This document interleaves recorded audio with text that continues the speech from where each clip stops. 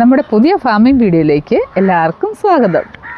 കോഴി വളർത്തലുമായിട്ട് ബന്ധപ്പെട്ടതാണ് ഇന്നത്തെ നമ്മുടെ വീഡിയോ. നമ്മുടെ വീട്ടാവശ്യത്തിന് വേണ്ടിയുള്ള മുട്ടയ്ക്ക് വേണ്ടി കോഴിയെ വളർത്താത്ത വീടുകൾ സത്യം പറഞ്ഞാൽ ഇപ്പോൾ ചുരുക്കമായിട്ട് വന്നുകൊണ്ടിരിക്കുകയാണ് കേട്ടോ. ഒട്ടും സൗകര്യമില്ലാത്തവർ മാത്രമേ ഇപ്പം അത് ഇറങ്ങാത്തായിട്ടുള്ളൂ. അപ്പോൾ അങ്ങനെയുള്ളവർക്ക് വേണ്ടിയുള്ള ചെറിയ കൊച്ചു ടിപ്സാണ് ഇന്നത്തെ നമ്മുടെ വീഡിയോയിൽ. കോഴികൾക്കുള്ള തീറ്റയിൽ നമ്മൾ ഏറ്റവും കൂടുതലായിട്ട് ഉൾപ്പെടുത്തുന്ന ഒരു സാധനമാണ് പച്ചിലകൾ അല്ലേ. അതിൽ കോഴികൾ മുട്ടയിട്ട് തുടങ്ങിയ ശേഷം നമ്മൾ കുറച്ച് ഇലകൾ ഉൾപ്പെടുത്തുവാണെങ്കിൽ നമ്മുടെ കോഴികളുടെ മുട്ട ഉൽപ്പാദനത്തെ നന്നായിട്ട് കൂട്ടാൻ അത് ഇൻക്രീസ് ചെയ്യാൻ വേണ്ടി അത് ഹെൽപ്പ് ചെയ്യും. അപ്പോൾ അതിന് സഹായിക്കുന്ന കുറച്ച് പച്ചിലകളാണ് ഞാൻ നിങ്ങൾക്ക് പരിചയപ്പെടുത്തി തരാൻ വേണ്ടി പോകുന്നത്. ഒരുമാതിരിപ്പെട്ട എല്ലാ ഇലകളും നമ്മുടെ കോഴികൾ തിന്നും അല്ലേ. പക്ഷേ അതിൽ നമ്മൾ സെലക്റ്റഡ് ആയിട്ടുള്ള കുറച്ച് ഇലകൾ കൊടുത്താൽ നന്നായിട്ട് കോഴിയുടെ ഹെൽത്തിനെയും അതുപോലെ രോഗപ്രതിരോധ ശക്തിക്കും മുട്ട ഉൽപ്പാദനത്തിനും എല്ലാം സഹായിക്കാറുണ്ട്. കോഴിയെ വളർത്തുമ്പോൾ നമ്മൾ കോഴിക്ക് തീറ്റ കൊടുത്താൽ മാത്രം പോലെ പ്രത്യേക ഒരു കാര്യം ശ്രദ്ധിക്കാറുണ്ട്. കോഴികൾക്ക് വിരമരുന്ന് കൊടുക്കുന്ന കാര്യം കുഞ്ഞുങ്ങളാണെന്നുണ്ടെങ്കിലും വലിയവരാണെന്നുണ്ടെങ്കിലും കറക്റ്റായിട്ട് വിരമരുന്ന് കൊടുത്ത് വേണം പോകാൻ. ഇല്ല നമ്മൾ ഈ കൊടുക്കുന്ന ഫുഡൊന്നും കൊടുത്തിട്ടൊന്നും അത് പ്രയോജനമില്ലെന്നായി വരും. അതിന് വിരയൊക്കെ കൂടിയാൽ അതിന് അസുഖങ്ങളുണ്ടാവും, അതിൻ്റെ മുട്ട ഉൽപ്പാദനത്തെ ബാധിക്കും, അതിൻ്റെ ഗ്രോത്ത് എല്ലാം അത് തടസ്സപ്പെടും. അപ്പോൾ അത് മസ്റ്റായിട്ട് ആദ്യം ശ്രദ്ധിക്കുക. വിരമരുന്ന് നമ്മൾ കൊടുക്കുന്നത് അൽബോമാറാണ് കേട്ടോ. അൽബോമാർ എന്ന് പറഞ്ഞ വിരമരുന്നാണ് നമ്മൾ കൊടുക്കുന്നത്. എല്ലാ മെഡിക്കൽ ഷോപ്പിലും കിട്ടും കേട്ടോ. ഇത് അഡൾട്ട് വലിയ കോഴികൾക്കാണെന്നുണ്ടെങ്കിൽ 6 തുള്ളി, 1/2 ml അല്ല 6 തുള്ളി നമ്മുടെ ഫില്ലർ കിട്ടൂലേ കുഞ്ഞുങ്ങൾക്ക് മരുന്ന് കൊടുക്കുന്ന ഫില്ലർ, അതിൽ 6 തുള്ളി അതിൻ്റെ വായിൽ ഒഴിച്ച് കൊടുക്കാം. കുഞ്ഞുങ്ങൾക്കാണെന്നുണ്ടെങ്കിൽ 2-3 തുള്ളി അത്രേ കൊടുക്കാൻ പാടുള്ളൂ. പിന്നെ ഒത്തിരി കോഴികളുള്ളവരാണെങ്കിൽ നമ്മൾ വെള്ളത്തിൽ ഡൈലൂട്ട് ചെയ്ത് കൊടുക്കാൻ വേണ്ടിയുണ്ട്. 1 ലിറ്റർ വെള്ളത്തിൽ 10 ml എന്ന കണക്കിൽ വെച്ചിട്ട് നമ്മൾ കൊടുക്കാറുണ്ട്. അത് കൊടുക്കുമ്പോഴത്തേനും രാവിലെ കോഴിക്ക് വിശന്നിരിക്കുമ്പോൾ എല്ലാ കോഴിയും വെള്ളം കുടിക്കണം എന്ന രീതിയിൽ വേണം മരുന്ന് കൊടുക്കാൻ. ഈ ഒരു കാര്യം ആദ്യം ശ്രദ്ധിക്കുക. കോഴികൾക്ക് കൊടുക്കുന്ന ഇലകളിൽ നല്ല ഗുണമുള്ള ഇലയെന്ന് പറഞ്ഞാൽ എല്ലാ ഇലയും കോഴി തിന്നുമെന്ന് പറഞ്ഞു. അതിൽ നല്ല ഗുണം കിട്ടുന്ന 2-3-4 ഇലയാണ് കാണിച്ചു തരാൻ പോകുന്നത് കേട്ടോ. ഒന്ന് നമ്മുടെ പപ്പായയുടെ ഇലയാണ്, അതായത് കപ്പളങ്ങയുടെ ഇലയാണ്. പിന്നുള്ളത് നമ്മുടെ പാഷൻ ഫ്രൂട്ട്. ഇപ്പോൾ ഒട്ടുമിക്ക വീടുകളുണ്ട് പാഷൻ ഫ്രൂട്ടിൻ്റെ ലീഫാണ്. പിന്നെ ഇത് നമ്മുടെ മുരിങ്ങയിലയാണ് കേട്ടോ.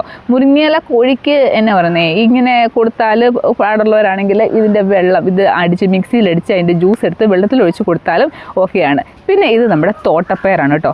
നമ്മൾ റബ്ബർ തോട്ടങ്ങളിൽ മിക്കയിടത്തും ഗ്രാമപ്രദേശങ്ങളിലൊക്കെ ഇത് ഇഷ്ടം പോലെ ഉണ്ടാവും. റബ്ബർ തോട്ടങ്ങളിലൊക്കെ ഉള്ള സംഭവമാണ് തോട്ടപ്പയർ. നമ്മുടെ റബ്ബറിനൊക്കെ എന്നാ പറയുക തണൽ, അതിൻ്റെ മൂട്ടിൽ തണലുണ്ടാവാൻ വേണ്ടി അതുപോലെ നൈട്രജൻ കണ്ടൻറ്റുള്ള ഇലയാണിത്. അപ്പോൾ അതിൻ്റെ ആ വളത്തിന് വേണ്ടിയൊക്കെ ഇങ്ങനെ പടത്തി വിടുന്ന സംഭവമാണ് ഈ തോട്ടപ്പയർ. ഇതിൻ്റെ ഇലയും ബെസ്റ്റാണ്.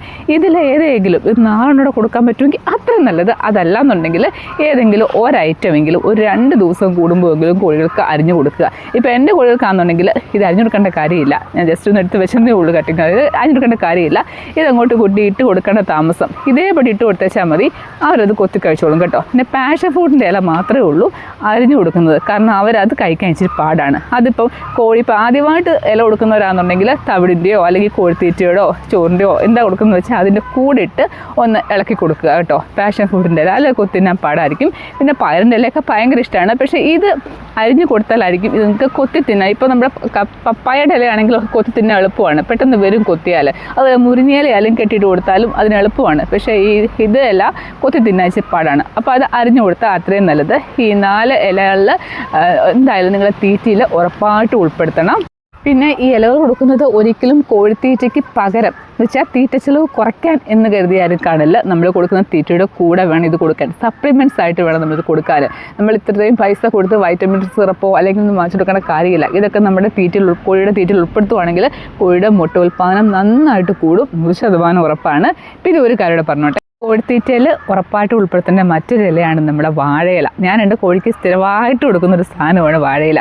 വാഴയിലിൽ വൈറ്റമിൻ എ, ആൻറ്റി ഓക്സിഡൻസ് ഒക്കെ അടങ്ങിയിട്ടുള്ളത് കൊണ്ട് കോഴിക്ക് രോഗപ്രതിരോധ ശക്തി കൂട്ടാനും വയറിളക്കം, കോക്സിഡിയോസിസ് പോലുള്ള അസുഖത്തെയൊക്കെ ഒത്തിരി കുറയ്ക്കാൻ വേണ്ടിയുള്ള കഴിവ് ഈ വാഴയിലയ്ക്കുണ്ട് കേട്ടോ. അതുപോലെ നന്നായിട്ട് നാരുകൾ അടങ്ങിയിട്ടുണ്ട് വാഴയില. അതുപോലെ വാഴപ്പിണ്ടി ഉണ്ടല്ലോ, അത് അരിഞ്ഞു കൊടുത്താലും നല്ലതാണ്. അതിൻ്റെ നാരുകളൊക്കെ കഴിക്കുന്നുണ്ട്. കോഴികൾക്ക് ദഹനക്കേട്, മിക്ക കോഴികൾക്കും ദഹനക്കേടുകളൊക്കെ ഉണ്ടാവാറുണ്ട്.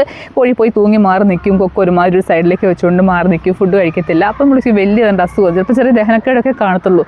അപ്പോൾ അതിനൊക്കെ ഒത്തിരി നല്ലതാണ് ഈ വാഴപ്പിണ്ടി അരിഞ്ഞു കൊടുക്കുന്നത് കേട്ടോ. വാഴപ്പിണ്ടി ഇച്ചിരി മെനക്കേടാണ്. ഇപ്പോൾ എൻ്റെ കോഴിക്കാണെങ്കിൽ അത് അരിയേണ്ട കാര്യമില്ല. വാഴപ്പിണ്ടി നേരെ പൊളന്നുകൊണ്ട് വെച്ച് കൊടുത്താൽ അത് കൊത്തി കഴിച്ചോളും. കാരണം കുഞ്ഞിലേ തൊട്ടേ കൊടുത്ത് ശീലമുള്ളതുകൊണ്ട് അത് കൊത്തി കഴിച്ചോളും. അപ്പോൾ വാഴപ്പിണ്ടി, വാഴയിലയും ഉറപ്പായിട്ട് നിങ്ങൾ തീറ്റയിൽ ഉൾപ്പെടുത്തണം. പിന്നെ കോഴിക്ക് കുളച്ചേമ്പിൻ്റെ ഇല കൊടുക്കുന്നവരുണ്ട്, അതുപോലെ ചീരയില കൊടുക്കുന്നുണ്ട്, അതുപോലെ ചണ്ണ കൊടുക്കുന്നത്. ചണ്ണ എന്നൊക്കെ പറഞ്ഞാൽ അതൊക്കെ നല്ല എന്നാ പറഞ്ഞാൽ ജലാംശം നന്നായിട്ട് അടങ്ങിയിരിക്കുന്നതാണ്. പക്ഷെ അത്ര ഗുണം ഉണ്ടാകത്തില്ല. എല്ലാ ഇലയും കൊടുക്കാം, പക്ഷേങ്കിൽ നമ്മൾ ഗുണം നോക്കി കൊടുക്കുമ്പോൾ ഞാൻ ഈ പറഞ്ഞ ഇലകൾ ഉറപ്പായിട്ട് ഉൾപ്പെടുത്തണം.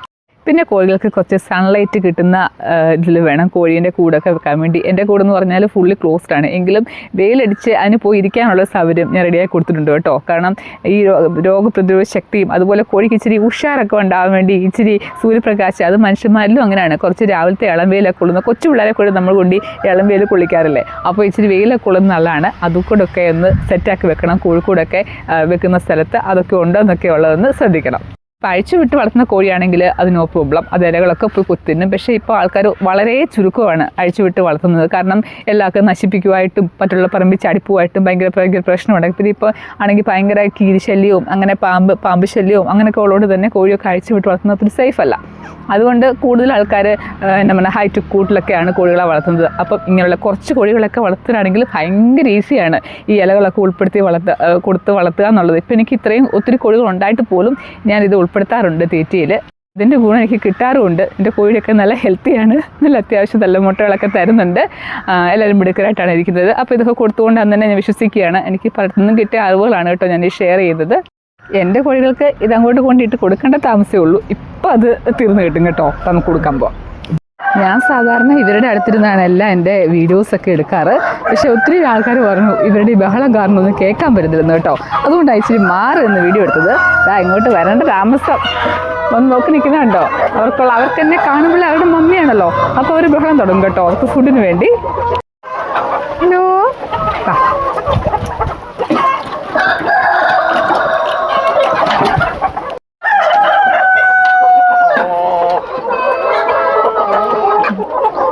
അവരവരുടെ ഡ്യൂട്ടി തുടങ്ങി കേട്ടോ. അതിപ്പം തീർന്നോളും, ഒരു താമസവും ഇല്ല. അതൊക്കെ മാറി നോക്കണേ ഉള്ളൂ, അപ്പം കുത്തുന്നോളും. ഇന്ന് രാവിലെ ഞാൻ കൊടുത്തു, അവർക്ക് ഫുഡെല്ലാം കൊടുത്തു, എല്ലാം കഴിഞ്ഞാണ് കേട്ടോ. പിന്നെ എപ്പം കൊടുത്താലും ലീഫ് കൊടുത്താലും അവർക്ക് ഭയങ്കര ഇഷ്ടമാണ്, കൊത്തി കഴിക്കാൻ ഭയങ്കര ഇഷ്ടമാണ്. ഞാനിവിടെ അരിഞ്ഞു കൊടുക്കുന്ന പരിപാടിയൊന്നുമില്ല, ഞാൻ അതേപടി ഇട്ട് കൊടുക്കുകയാണ് ചെയ്യുന്നത്. കാരണം കുഞ്ഞിലെ തൊട്ടേ അവർക്ക് നല്ല ശീലമാണ്, ഇത് ഇങ്ങനെ കഴിച്ച് ശീലമായതുകൊണ്ട് കുഴപ്പമില്ല, അവർ കഴിച്ചോളും. അപ്പോൾ അല്ലാത്തൊരാദ്യമായിട്ട് കൊടുക്കുന്നവരാണെന്നുണ്ടെങ്കിൽ ഇത് അരിഞ്ഞു കൊടുക്കുക കേട്ടോ. തീറ്റയിൽ തവിടിലോ അതല്ല എന്ത് കോഴിത്തീറ്റ എന്തോ കൊടുക്കുന്നതെന്ന് വെച്ചാൽ അതിൻ്റെ കൂടെ ഒന്ന് ഇളക്കി വെച്ച് കൊടുക്കുക, അപ്പോൾ അവർ കഴിച്ചോളും. ഭയങ്കര ഇഷ്ടമാണ് കേട്ടോ. ഇവന്മാരെ വളർത്തുന്നുണ്ടെങ്കിൽ ഈ ഇലകൾ ഭയങ്കര ഇഷ്ടമാണ്. ഏറ്റവും ഇഷ്ടമുള്ളതാണ് നമ്മുടെ പപ്പായ ഉണ്ടല്ലോ, പപ്പായയുടെ ഇല ഭയങ്കര ഇഷ്ടമാണ് ടർക്കികൾക്ക് കേട്ടോ. അമ്മക്ക് നല്ലതാണ് കൊടുത്താൽ. അമ്മക്ക് ഞാൻ അതേപടി ഇട്ട് കൊടുക്കാറുണ്ടല്ലോ, അവന്മാർ കുത്തി കഴിക്കാറുമുണ്ട്. ഫുഡിന് വേണ്ടിയുള്ള തിരക്ക് കണ്ടോ, അതിപ്പോൾ തീർന്നോളും. പിന്നെ എൻ്റെ കഴിഞ്ഞ വീഡിയോയിൽ കുറച്ച് പേര് കമൻറ്റ് ചോദിച്ചിട്ടുണ്ടായിരുന്നു കോഴി മുട്ട കൊത്തി കുടിക്കത്തില്ലെന്ന് കേട്ടോ. നമ്മൾ ഈ ഒത്തിരി മുട്ടയാവാൻ വേണ്ടി വെയിറ്റ് ചെയ്യല്ലേ, കുറച്ചാവുമ്പോൾ അങ്ങ് എടുക്കണം കേട്ടോ. അല്ലെങ്കിൽ അത് പൊട്ടിപ്പോയി കഴിഞ്ഞാൽ പിന്നെ കോഴിക്ക് അത് കുത്തി കുടിക്കാൻ ടെൻഡൻസി ഉണ്ടാവും. അപ്പോൾ അതുണ്ടാവാതെ ഇടയ്ക്കെടുക്കുക. പിന്നെ കോഴിക്ക് നല്ലൊരു കാൽഷ്യം സപ്ലിമെൻറ്റ്സ് ഈ മുട്ടത്തോട് തന്നെ കഴുകി അത് ഒന്ന് ഉണക്കിയിട്ട് പൊടിച്ച് തീറ്റിക്കകത്ത് കൊടുത്താൽ മതി. നല്ല കാൽഷ്യം സപ്ലിമെൻ്റ് ആണ്. അതൊക്കെ കൊടുത്താൽ തന്നെ കോഴിക്ക് ഇങ്ങനെയുള്ള കുഴപ്പം വരായിരിക്കും. പിന്നെ ഒത്തിരി തിക്കി കൂട്ടിയിട്ട് കഴിഞ്ഞാൽ കോഴിക്ക് സ്ട്രെസ് ഉണ്ടാവും, അപ്പോഴും അവർ തമ്മിൽ കൊത്തും, അതുപോലെ എല്ലാം കൊത്തി കുടിക്കാനും ഒക്കെയുള്ള പ്രവണത ഉണ്ടാവും. അപ്പോൾ അതൊക്കെ ഒന്ന് കഴിവതും ഒന്ന് അവോയ്ഡ് ചെയ്യാൻ വേണ്ടി നോക്കുക. അതൊക്കെ മാറ്റി വെക്കുകയാണെങ്കിൽ തന്നെ നമ്മുടെ കോഴി അങ്ങനെ തമ്മിൽ കൊത്തുകൂടുവോ അല്ലെങ്കിൽ മുട്ട കൊത്തി കുടിക്കുവോ അങ്ങനെയൊന്നും ചെയ്യത്തില്ല. അപ്പോൾ ഇന്നത്തെ നമ്മുടെ കൊച്ചു വീഡിയോ ഇത്രയേ ഉള്ളൂ കേട്ടോ. വീഡിയോ ഇഷ്ടമായാൽ ഒരു ലൈക്ക് തരാനും ഒരു കമൻറ്റ് തരാനും, അതുപോലെ ആദ്യമായിട്ട് നമ്മുടെ വീഡിയോ കാണുന്നവർ ഫേസ്ബുക്കിൽ കാണുന്നവർ ആ ചാനലൊക്കെ ഒന്ന് ഫോളോ ചെയ്യാനും യൂട്യൂബിൽ കാണുന്നവർ സബ്സ്ക്രൈബ് ചെയ്യാനും ഒന്നും മറക്കരുത്. അപ്പോൾ പുതിയൊരു വീഡിയോ ആയിട്ട് വരുന്നവരേക്കും എല്ലാവർക്കും ബൈ.